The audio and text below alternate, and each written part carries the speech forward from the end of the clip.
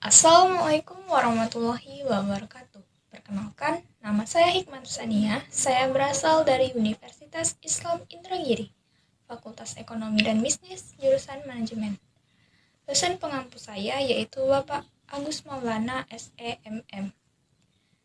Nomor induk mahasiswa saya yaitu 10 12 4101 0082. Pada kesempatan kali ini, saya akan menjelaskan tentang ekonomi makro dengan mengusung tema ekonomi makro sebagai aspek fundamental perekonomian suatu negara. Pertama-tama, saya akan menjelaskan apa itu ekonomi makro. Ekonomi makro adalah cabang dari ilmu ekonomi yang mempelajari tentang perilaku dan kinerja ekonomi secara keseluruhan, bisa mencakup nasional maupun global. Jadi, ekonomi makro ini bisa mencakup suatu negara atau bahkan dunia. Nah, ekonomi makro ini membahas beberapa aspek fundamental. Yang pertama yaitu pertumbuhan dan pendapatan ekonomi. Yang kedua yaitu tingkat pengangguran. Yang ketiga, inflasi. Dan yang terakhir, kebijakan fiskal dan kebijakan moneter. Nah, selanjutnya, apa itu pendapatan nasional?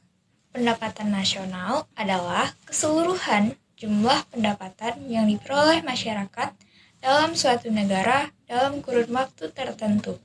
Biasanya itu dalam kurun waktu 1 tahun. Nah, pendapatan nasional ini juga dikenal dengan singkatan PDB atau Produk Domestik Bruto. Pendapatan nasional ini juga mencerminkan kesejahteraan masyarakat dalam suatu negara serta kemampuan negara untuk memenuhi kebutuhan masyarakatnya. Lalu, apa itu pertumbuhan ekonomi? Pertumbuhan ekonomi adalah suatu keadaan di mana semakin meningkatnya pendapatan nasional dari waktu ke waktu, dari periode ke periode, yang biasanya dicatat dalam bentuk persentase.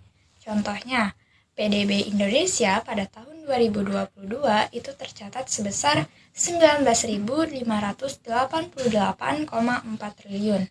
Dan PDB Indonesia pada tahun 2023 itu tercatat sebesar 20.892,4 triliun, yang mana hal ini mengalami kenaikan PDB-nya dari tahun 2022 ke tahun 2023 yang biasanya bisa dicatat dalam bentuk persentase yaitu sebesar 5,5%. 5,5% inilah pertumbuhan ekonominya. Selanjutnya, saya akan menjelaskan tentang apa itu kebijakan fiskal dan kebijakan moneter. Kebijakan fiskal adalah kebijakan yang berkaitan dengan pengelolaan pendapatan dan pengeluaran pemerintah. Contohnya digunakan terutama dalam penganggaran APBN dan APBD untuk pelaksanaan kebijakan dan belanja pemerintah, baik itu di tingkat nasional maupun daerah. Selanjutnya, apa itu kebijakan moneter? Kebijakan moneter adalah kebijakan yang dikendalikan oleh bank sentral di suatu negara. Jika di Indonesia, yaitu BI. BI atau Bank Indonesia. Perlu kita ketahui sendiri bahwa BI ini adalah lembaga independen yang kinerjanya tidak dapat diintervensi oleh siapapun, bahkan oleh kepala negara sekalipun. BI ini biasanya mengatur tingkat uang yang beredar di dalam masyarakat agar tidak terjadinya deflasi dan inflasi. Selanjutnya, saya akan menjelaskan tentang apa itu inflasi, apa yang menyebabkan terjadinya inflasi, dan bagaimana cara untuk mengatasi inflasi. Jadi, inflasi adalah suatu keadaan perekonomian di mana harga-harga barang secara umum itu mengalami kenaikan. Nah, inflasi ini dapat disebabkan karena beberapa hal. Yang pertama, karena banyaknya permintaan. Contoh seperti harga ayam potong pada Hari Raya Idul Fitri itu berbeda dengan hari-hari biasanya karena banyaknya permintaan pada Hari Raya Idul Fitri. Jadi harganya akan semakin naik. Nah, kemudian yang kedua karena faktor dari biaya produksi. Semakin tinggi biaya produksi, maka akan semakin membuat produk yang dihasilkan dari produksi tersebut semakin mahal. Jadi, terjadilah inflasi. Kemudian yaitu karena banyaknya uang yang beredar di dalam masyarakat. Semakin banyaknya uang yang beredar di dalam masyarakat, maka akan semakin rendah fluktuasi terhadap uang dalam suatu negara tersebut, sehingga terjadilah inflasi. Nah, apa solusi untuk menghilangkan inflasi? Yang pertama, yaitu dengan menerapkan kebijakan moneter. Kebijakan moneter ini, seperti yang sebelumnya saya sebutkan, diambil alih oleh bank sentral dari suatu negara. Jadi, bank sentral ini membawahi semua bank yang ada di dalam suatu negara. Contohnya, BI itu membawahi semua bank yang ada di Indonesia, baik itu bank swasta maupun negeri. Nah, saat terjadi inflasi, BI akan menjual surat-surat berharga kepada bank di bawahnya tersebut, sehingga uang yang beredar di dalam masyarakat itu semakin sedikit dan nilai fluktuasinya itu semakin meningkat. Jadi, mengurangi inflasi. Kemudian, yang kedua, yaitu dengan kebijakan fiskal. Kebijakan fiskal yaitu kebijakan yang diatur oleh pemerintah. Misal, saat terjadinya inflasi, itu mengalami kelesuan ekonomi. Jadi, pemerintah akan memberikan instrumen-instrumen kebijakannya agar semakin merangsang perekonomian di dalam suatu negara. Kemudian yaitu kebijakan di luar kebijakan fiskal dan kebijakan moneter. Terakhir, yaitu tentang pengangguran. Apa itu pengangguran? Lalu bagaimana dampak pengangguran terhadap negara? Serta bagaimana solusi untuk menghilangkan pengangguran di suatu negara. Jadi, pengangguran adalah seseorang yang tidak memiliki pekerjaan dan sedang mencari pekerjaan atau sedang menyiapkan usaha baru.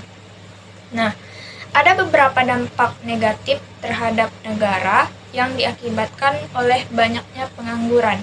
Yang pertama, yaitu dapat mengurangi pendapatan nasional. Yang kedua, yaitu dapat mengurangi penerimaan negara. Kita ketahui sendiri bahwa pajak merupakan salah satu sumber terbesar dari pendapatan atau penerimaan negara. Jadi, semakin banyaknya pengangguran, maka akan semakin sedikit pula penerimaan dan pendapatan yang diterima oleh negara.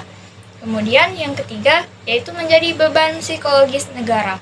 Beban psikologis ini mengacu kepada tindak kriminalitas yang terjadi yang diakibatkan oleh banyaknya pengangguran di dalam masyarakat, seperti pencurian, begal, dan lain sebagainya. Kemudian yang terakhir yaitu dapat meningkatkan pengeluaran biaya sosial. Semakin banyaknya pengangguran di dalam masyarakat, maka akan semakin meningkat pula kemiskinan di dalam masyarakat. Dan masyarakat miskin itu dikelola oleh negara. Jadi semakin banyaknya pengangguran, maka akan mengakibatkan banyaknya masyarakat miskin, maka akan mengakibatkan pula peningkatan pengeluaran terhadap biaya sosial. Nah, bagaimana cara untuk mengatasi pengangguran? Yang pertama, yaitu dengan meningkatkan daya beli masyarakat. UMKM merupakan salah satu sumber perekonomian terbesar dari negara Indonesia. Jadi, semakin meningkatnya tingkat konsumtif dalam masyarakat, maka akan mengurangi pengangguran karena UMKM ini dapat menyerap lapangan pekerjaan. Kemudian yang kedua yaitu pengadaan pendidikan dan pelatihan karir. Yang ketiga, berusaha memberikan informasi soal lapangan pekerjaan. Dan yang terakhir yaitu meningkatkan value diri kita dengan mengasah skill yang ada di dalam diri kita sehingga menjadi nilai tambah dari value diri kita dibandingkan dengan orang lain. Terakhir, kesimpulan dari saya yaitu dari penjelasan-penjelasan sebelumnya, mulai dari apa itu pendapatan nasional, pertumbuhan ekonomi, kebijakan fiskal, kebijakan moneter, inflasi, dan yang terakhir pengangguran. Nah, mereka ini merupakan aspek-aspek fundamental yang tidak dapat diubah dan tidak dapat dipisahkan dari yang namanya ekonomi makro. Mereka itu saling berkaitan dengan satu sama lain dan tidak dapat dipisahkan. Sekian video dari saya. Wassalamualaikum warahmatullahi wabarakatuh. Vekon hebat, Unisi berjaya, dan gemilang.